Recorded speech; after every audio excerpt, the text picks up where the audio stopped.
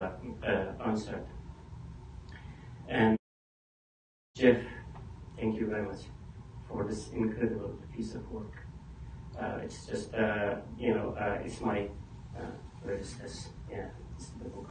So this is my companion from home to office, and from office to home. I'm almost, done with that, with reading part of that. So it's just really incredibly detailed, well-written piece of work. And this book was powerful enough to bring my colleague Vanira all the way from Prague to Washington. Thank you very much for joining us today. So coming back to the book, Jeff, so those who don't have it yet, so the first thing I would suggest that after this event, go get your own copy.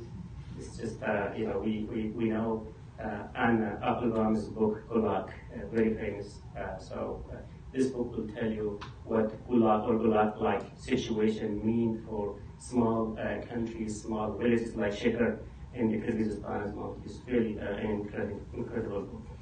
So, Jeff, let me ask first question before I turn to the audience. So, when I was reading this story, it takes us from Shekar in Kyrgyzstan to Bishkek to Moscow to France and Brooklyn, New York.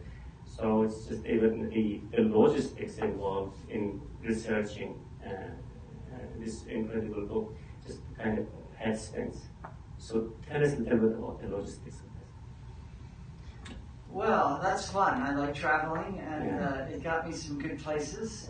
But fortunately, I think a lot of the work was done in Kyrgyzstan. And because these two men passed away recently, there are many people who know them and remember them and are happy to talk about them. So I'm lucky that my Russian is good after many years, and people from that generation speak Russian. So I was able to do a lot of research in Russian.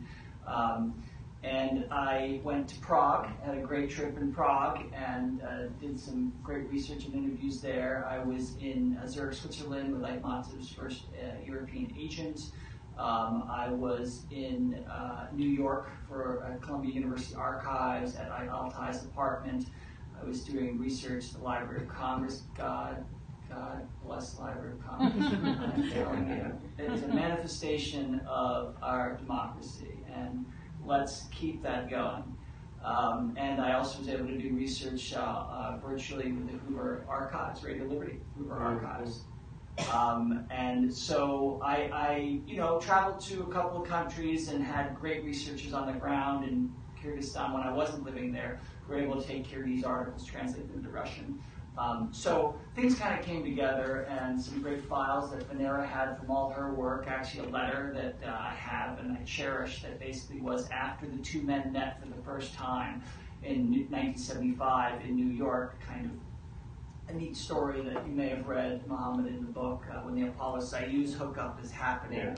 These guys are meeting in their little hotel room, and it was, I say, as powerful for the Kyrgyz as any Apollo-Soyuz hookup was for other people looking up in the sky. But the letter basically talked about Azamат Altai's feelings about meeting Chыңgыз Айтmатov, and so that was great, and thank you, Vanera, for doing all that great research and for translating Altai's, for creating Altai's memoir, which became the body of knowledge about, for me, the foundation for Altai. There's a lot on Айтmатov, but if I didn't have this memoir, which I had translated into Russian, I would have had nothing. So I think that work is a kind of building on the shoulders of the work that Vanera did and her Radio Liberty colleagues. Yeah. Wow. Reading this book, you also see this, the emotional stories involved with that. Like especially one story struck me when people were forced to flee today's Kyrgyzstan to China, and the tragedies that they faced on the way going there. So you must have this emotional journey of yourself while researching this book. So tell us a little bit more about what you were looking for when you started this project, so what you ended up finding? Yeah, I've written one other book, and it was a memoir of my father, who was a diplomat, and I kind of enjoyed telling history through the lives of people. Yeah. And I think what I was looking for was doing the same thing here, telling history through the lives of people. And I knew enough of Kyrgyz history to know that there were these very powerful, dramatic events that shattered people's lives or made them resilient. And I think, just having that in mind, it's kind of like you can put a stake in the ground and you know that you can build around that, and you have a human drama. And I knew from Айтматов's writing, his writing was a manifestation of his own life experiences. He processed his life through his writing. And so I knew, reading his short stories and novels, that a lot of this was informed by his life experience and informed by real people. When you read Айтматов, this person actually lived in his village, and you can even go to the small museum there and you can see pictures of his prototypes. So I think I think the powerful emotional drama is something that we all have in all our lives, and our mountains fall and they rise. And I think that, it's a story of the human spirit, and that's what kind of gets me up in the morning. I'll turn to the audience in a minute. Just one question before doing that to Venera. Айтматов and also Azamат Altai, we have a special feeling about him given his connection to Radio Free European Liberty. So, this book was so interesting that it would tell us ups and downs and such details of these personalities that we've been hearing throughout our life. And so I wonder what has been the attitude of the authorities towards the legacy of these two people's incredible story. Чыңгыз Айтматов is the most famous person from Kyrgyzstan, and he's treated like that person in Kyrgyzstan. We have the biggest avenue in this capital city named after Chыңgыз Айтматov, and we have theater named after Chыңgız Айтматov. He is considered as the father of the nation. I was in Bishkek when Chыңgız Айтматov passed away. It happened, and so in 2008 June, I went to Philharmony, building of the Philharmony, where his body was put for people to come to say goodbye. And there were thousands and thousands of people of all ethnicities and of all age groups, of all I don't know, everybody came to say goodbye to their great countrymen. And some old Russian ladies, there was the organization of the funeral was not great, unfortunately, and so they opened only one small door in the Philharmony, and people were like crowded, overcrowded, and some people were fainting and falling down, and ambulances taken. Nothing dramatic happened, but people suffered a lot in a sunny, hot day, and some old Russian ladies were crying and screaming. He was the last thing which united all of us. He was the last person to unite all of us around. Why are you not letting us to see him last time, And so he's great man for every person who is in Kyrgyzstan, who was born in Kyrgyzstan. And so he's treated like that. But Azamat Altai, as I said, unfortunately, he didn't tell his story enough. His autobiographical book was printed thanks to Arakaral funds, and it's not a big amount of copies, and we have to reprint that book, and we have to tell his story more to people. During Soviet time, there were some delegations of artists and musicians, visiting Western countries for cultural festivals, music festivals, etc. And they kind of avoided to meet Azamat Altai, even though they had maybe some respect deep inside, but they were afraid of KGB and are the authorities, I don't know, doing something bad to them? And so Chыңgыз Айтматов was one of few brave people who didn't care about ideological barrier, political barrier. So he just went to meet Azamat Altai, and they spent, as I found out from Jeff's book, those details that they spent like hours and hours talking to each other in the New York hotel, first time that they met. So he was very, I mean, you have to gain this authority and this kind of high respect, high recognition to just ignore what government tells you or what government demands from you. So he was really, I mean, it pictures Chыңgız Айтматov from a different side, yeah. And these two men, I was talking to Jeff, there is a very beautiful word in Kyrgyz, arman. It's deep inside some sadness, some unrealized dream. And so these two men had inside very deep tragedy, very deep sadness. Imagine Chыңgız Айтматov was oldest of 4 children of this young Kyrgyz man, Айтматov, who was just taken away from his family in Moscow. And Chыңgız was just 9 years old.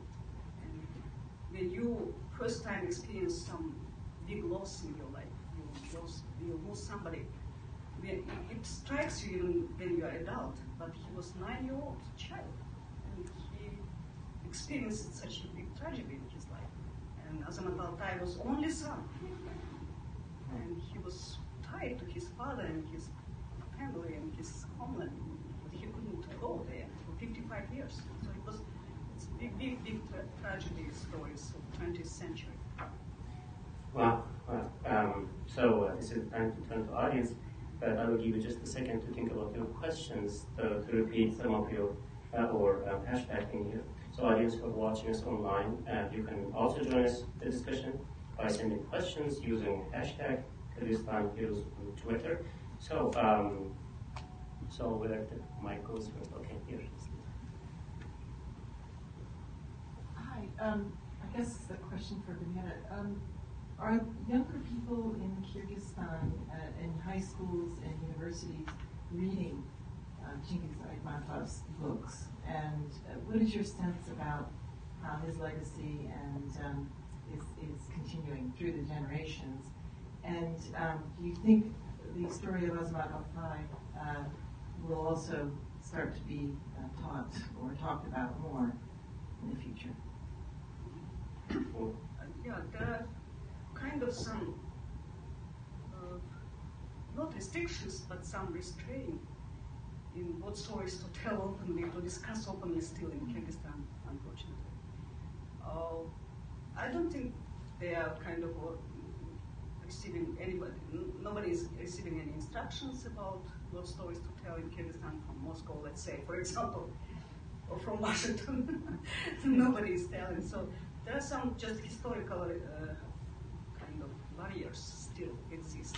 But Azamat Altai, unfortunately, his legacy is not popularized, or his life is not taught or learned in Kyrgyzstan by younger generation. I don't know how to suggest for the future.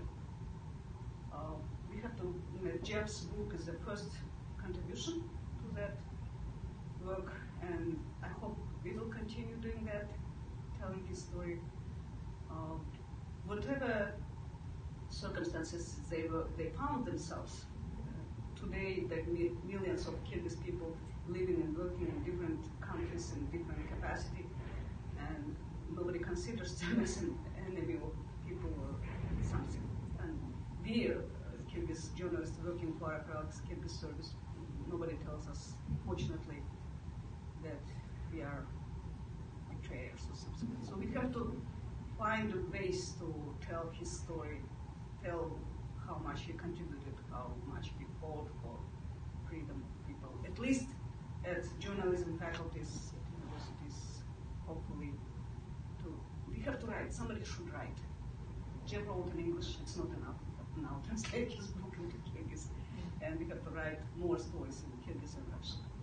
And just to add briefly, I thought it was very great that Jeff's book actually characterizes the deliberate effort to generate that narrative to discount and discredit Altai, and even characterize there were a number of moments of, as I mentioned in the beginning, the human connection and the relationships that are a part of the story, of the common people between their lives, even decades earlier, that they were able to interact with each other through. And I think the Montreal vignette, in terms of the pregnant ballerina, who both Айтматов had a very personal connection to, but also had that very rough encounter, as we were referring to the Western delegations who traveled, or the delegations from the Soviet Union who traveled to the West in terms of cultural engagement. They really, in their encounter with Altai, they were very critical of his work in terms of the content he was writing, but also his broadcast. And so I thought that was really important to note. Since we started this discussion a little bit late, so I think we will be able to extend it a little further. So where the question comes, So when you are asking a question, please also introduce yourself, name and affiliation, please. Thank you. Hello, my name is Fatima Jallo. I'm originally from Moldova, and I'm a recent graduate from Harvard University in Washington, D.C. Thank you so much for this wonderful book and for, just telling the stories that a lot of people don't know. And thank you, Venera, for, also contributing to our enlightenment. So my question actually kind of piggybacks of your previous question. And just because of your presentation, we've seen and we've heard that there's a lot of tragedy in this man's lives. And even, I think Akhmadov has said that if a person doesn't think about death and life, then we don't really know the essence of life.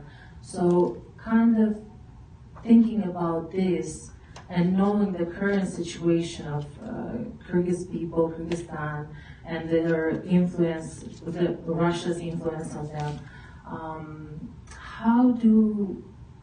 are there any mountains that are rising? And also, kind of like another question, I am a millennial, and I think there's a lot of comfort nowadays to be a millennial. And I know that it differs from country to country. I'm from Moldova, so I kind of know the struggle. A lot of people also migrate from Moldova to, make a living. And they send back money to millennials like me, and children to kind of provide. So my question is there maybe not enough tragedy for mountains to rise nowadays? And what are your thoughts about this? Wow, that's a good question. How long do we have? I think, I know Kyrgyzstan. I've been to Moldova, but I don't know Moldova so well. But I do think that all the Soviet former republics do have a common history, and I'm sure the mountains have fallen and risen in Moldova, and there are very brave people who are working to make the mountains rise again if they fell. But I think that in terms of your first question about mountain rising in Kyrgyzstan, I'm a glass half full person. You can certainly look at the struggles that Kyrgyzstan goes through, but it is the freest country in Central Asia. We know that. It has a raucous, quirky parliamentary system that is not perfect. But they have come to that because they've had two revolutions. And they said, you know what, we cannot put power in one person's hands anymore. So in a sense, I think you could look at the mountains rising in Kyrgyzstan with this new attempt to create a political system that more reflects the history of the culture, communal culture, rather than a single man. Or they did have the first woman president in Central Asia as well, who is a very brave woman. So I think that a little bit got to your first question about enough tragedy. Wow, I think, tragedy on a personal level, tragedy on a national level. I've got to believe right now there are new Altais and Айтматовs being formed in all these countries, overcoming immigrants, overcoming obstacles to get to new places. And sometimes I think, in 20 or 30 years, you're going to have some Afghan immigrant in Germany, writing something about, that just blows people away. And so, I think it's the flow and ebb of history, and we just have to find these stories and get them out. Yeah, when I was listening to Айтматov saying about life and death, I thought it comes from nomadic lifestyle. Nomads have a little bit different understanding of life and death. They go together. They're always somewhere close to each other. And also, it's very beautifully written in Jeff's book that Айтматов was a very young teenager and he had to work as a postman in his small village in Kyrgyzstan and had to deliver those black papers about death of their husband or father. He had to do it almost on a daily basis, and so he had to face this tragedy. He's too early to understand the meaning of life. And really, if you read many famous, incredible people's biographies, they experience some suffering. So it makes us think that maybe we didn't suffer enough to create such people. But I hope that life is changing and world is changing. So maybe human beings are becoming different people, and they will create different great people of our time. And of course, in Kyrgyzstan there are lots of great people, as Jeff said. There is a very strong civil society, very strong aspiration to build to create a better country and better society. So there is a great energy. And so we hope we will have many more great people. Just to follow Timo's question, when I was reading this book, Jeff, I would see stories like a small village, a shaker, with a few hundred population, wouldn't hesitate to raise up against an invading army of millions of people. And then you would see this constant struggle there to survive, to go through these repressions. And then you can't help to compare that story with what's going through in Kyrgyzstan since the independence. One government comes, the other goes, and revolutions and all this stuff. Is there any connection between history? Wow. Okay.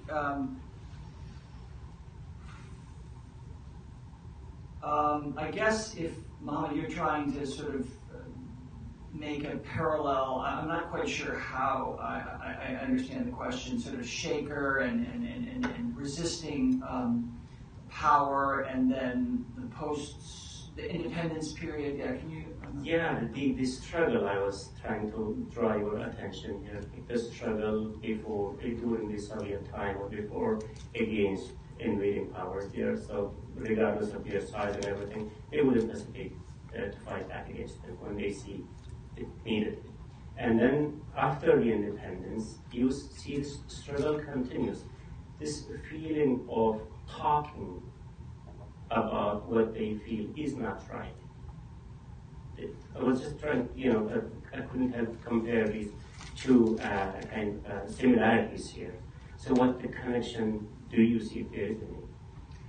Well, I think the Kyrgyz have, if we're trying to see a connection, I think the Kyrgyz, because of their nomadic spirit, because of their way of life, they are a proud people who have had to survive among big powers. The ebbs and flows of history. The Mongols. There's a little bit in the beginning of the book about the waves of history that have come across, and yet they've kept their tradition. They've kept the Kyrgyz people. We know that any small people on the fringe of China, it's hard. It's hard to survive over the centuries. because of absorption. So I think for the Kyrgyz, something in their character is saying we and their traditions, manas, the whole manas tradition, the way of life, the mountains, the connection with nature. This has created a strong fiber, I guess, for the people because, with the Tajiks, they're the smallest people in Central Asia, right? About 6 million each or something. And yet they have, been there for ages and also continue to be there.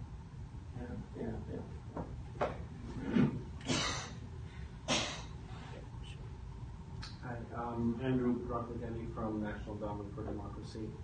I really appreciate this book. I think it's very important to tell the stories of these writers like Айтматов over and over again. I read his books in college, but that was in the early 90s, and we didn't know where the Soviet Union, post-Soviet space, what it would look like. But I just wanted to touch upon this idea of writers as national heroes, not because they sell a lot of books, it's not John Grisham, but because they suffer and they tell a story that links to that, tell something about that culture. It's an idea that we don't really see as often here in the West. But my question is really going back to Gorbachev. How important was this relationship between Айтматов and Gorbachev? What did it mean? I mean, for us who study the Soviet Union, we may know, but for Gorbachev to be able to befriend someone who's a national, who's speaking about a national history or culture of one republic as opposed to the Soviet men. What did that mean to have that relationship look like, and what did that mean? Thanks for your question, Andrew. I think the truth is that Айтматов was not a nationalist. He was both a nationalist and both an internationalist. He balanced these things. Айтматov was a fluent Russian speaker who wrote in Russian, and yet he loved his culture, his own native language. He was half Tatar, half Kyrgyz. And he and Altai actually are men who embody different personalities within themselves, and I think they're very powerful examples of that. In terms of getting along with Gorbachev, I think I write it in the book, Gorbachev was focused on perestroika, which literally was the restructuring of the economy, and I think Айтматов was more, let's just say, the moral regeneration of what had become a very stagnant, degraded polity. And so I think Gorbachev knew that Айтmatov's stature in his books were hitting their peak in that period, and his books at that period they weren't hiding anything, but they were still written in this very clever, sometimes coded way. But when you get to his books like The Executioner's Placha, that's about the drug culture, and it's about greedy functionaries who don't want to change and people trying to make change. So I think Gorbachev, it probably wasn't what Gorbachev was comfortable with, but he knew that had to be there, and Айтматов was somebody who he was comfortable with because they were from the same generation. So I think I don't pretend to understand the whole relationship, but they had simpatico, as we say, and they were together. And I interviewed Айтматov in September 2007. I was really lucky, 9 months before he died. And he said, I will be a believer in perestroika, basically to the day I die. And he wanted a reconstituted Soviet Union. He didn't want the collapse of the Soviet Union. Same as Gorbachev. He wanted Kyrgyzstan to have a lot more independence, a lot more freedom, its language, its culture, its history to be respected, because I think Айтматov understood that the Soviet Union, when it breaks apart and all the trade ties break apart, you're going to have economic collapse, which is what happened, which is why the 90s were so difficult. I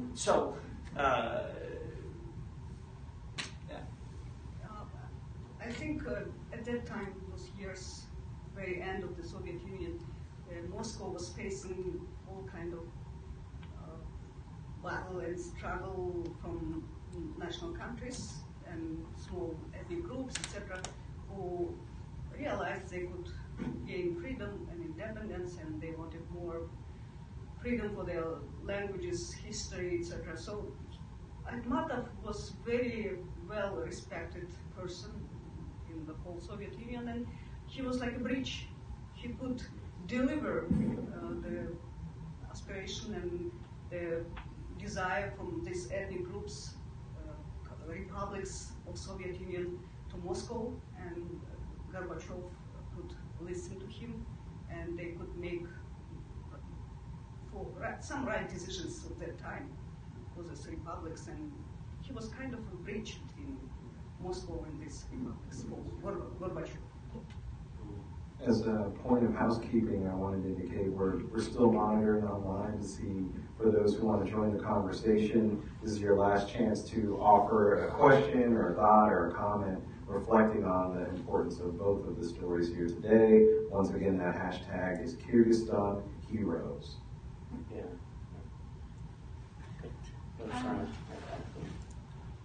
Hi, my name is Roshan. I'm a fellow here at George Washington University, but soon I will go back to Bishkek, where I live, with my family. And well, also reflecting from your question about, because I'm also a millennial, I have a question, just asking you maybe a bit to reflect or to imagine what would be the reaction or the thoughts of Altai or Айтматов right now when our society is actually so fragmented and so divided between also Russian-speaking and Kyrgyz-speaking, between urban and rural.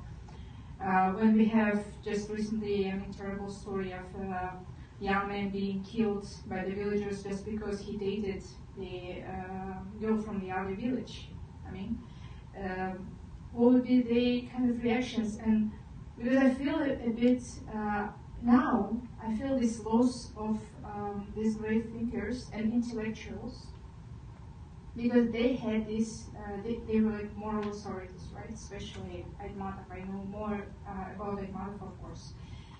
And is it even possible now to intellectuals of that importance, with skills to emerge now and to bridge now the divides in our society?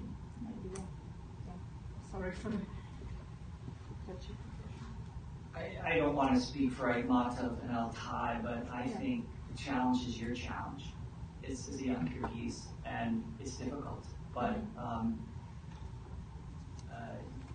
the Kyrgyz have to stand up for what they want. And going back to this question over here, it's very hard, and there will be tragedy. And sometimes we wonder, how will it all turn out? But imagine what Айтматov and Altai felt like. 55 years stranded, he never thought he would go back, Altai. Айтматov, they are examples of hope, of people who commit themselves to a cause and follow it through, and we never know what the outcome will be, but it's tried but true. It's be the change you want to see.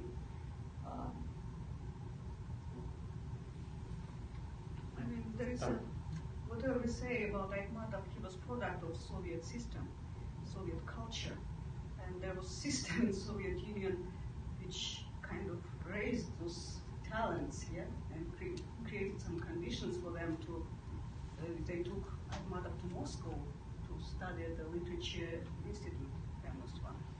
So, unfortunately, there is no system in Kyrgyzstan to raise and to feed those young talents right now.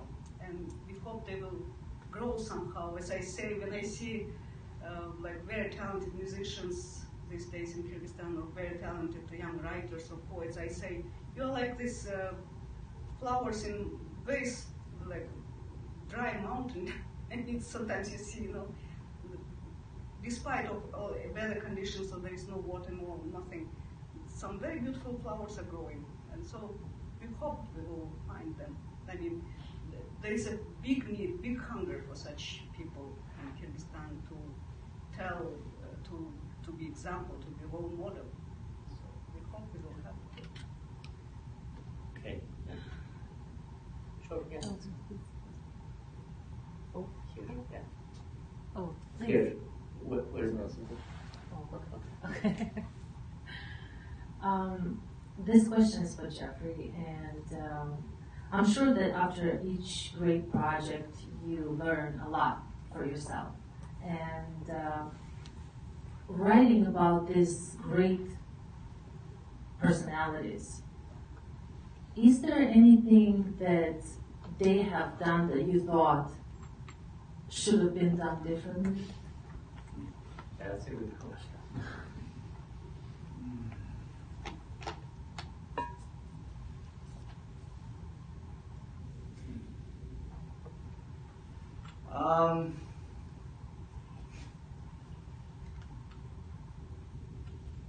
No. No. I mean, they grew up in a time, and I say this is a Cold War story from the other side. You know, I grew up here, and I was very lucky. And so for me to sort of judge their decisions, I mean, they both had very complicated personal lives. And, you know, they both suffered for it. So, I mean, it's all part of the narrative, I think. Both men have their detractors, you know, and I try to point out some of those things. I mean, Altai had a tough character. You know, he did not want to suffer fools. And he had a tougher time in the West, you know. He had some frictions, you know, with his co-workers, and they were usually women. So he was a product of his times. And Айтматов, I'd say he was a gentle man, I think, but he had to make compromises to have the freedom to write. And were those compromises, you know, did he signed a letter against Andrei Sakharov in 1973, and people remember him for that to this day. He regretted it in 1989. So, I mean, but I don't judge him. I don't judge him. Jeffrey, you know, it's just only a few days since this book was available. Have you heard anything from authorities about this? What they are thinking, what they are saying about this? Well, I don't think it's really, there's just been some interviews with Radio Liberty, with Venera and with some other people, and there's just that comment that Venera referred to, it wasn't from the authorities. The ambassador from Kyrgyzstan in the United States has been very supportive. I'm in the parliament a lot, and I talk to the people, MPs in parliament, and like, wow, that's pretty cool. I mean, so, I don't know. We'll see when it comes out in Kyrgyz and Russian. But I hope that it's a story that unifies people. Yeah. There is a very big diversity in every Kyrgyz group, even including government and parliament. There are all kinds of people. They have different opinions on everything. So there are several parliament members who told me they are ready to help to translate, to support this book. There are some young government members who were like sending very good comments, positive comments. Below our interview, culture minister said they would be happy to get some advice from Jeff Lilly how to promote these two people in Kyrgyzstan. So there is a very big support in general.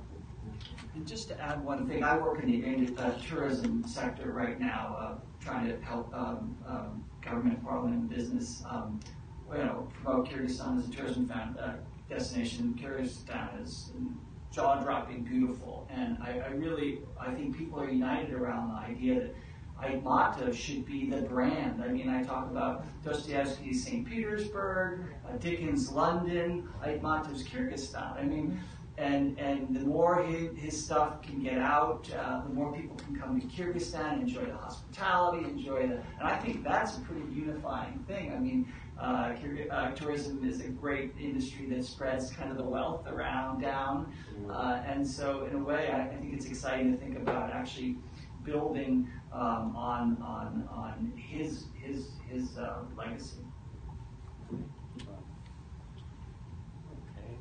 Just to add to your point, I think in terms of how important this story is, you spoke earlier about the first woman to be president in Central Asia, Rosa Otunbayeva. I met her a number of times when she was in Parliament.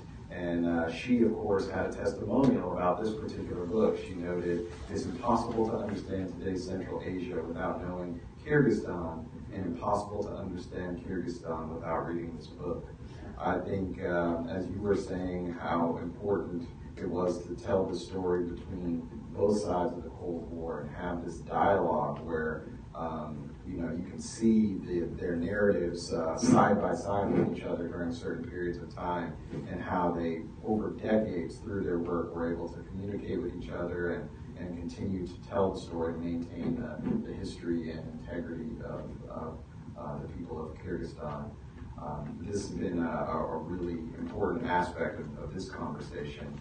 I think at this stage, if there aren't other questions from the field, we may turn to some final remarks, really reflecting on this leadership and the future. What do you think is very important for our audience, both online and in person, to take away from this experience and this book?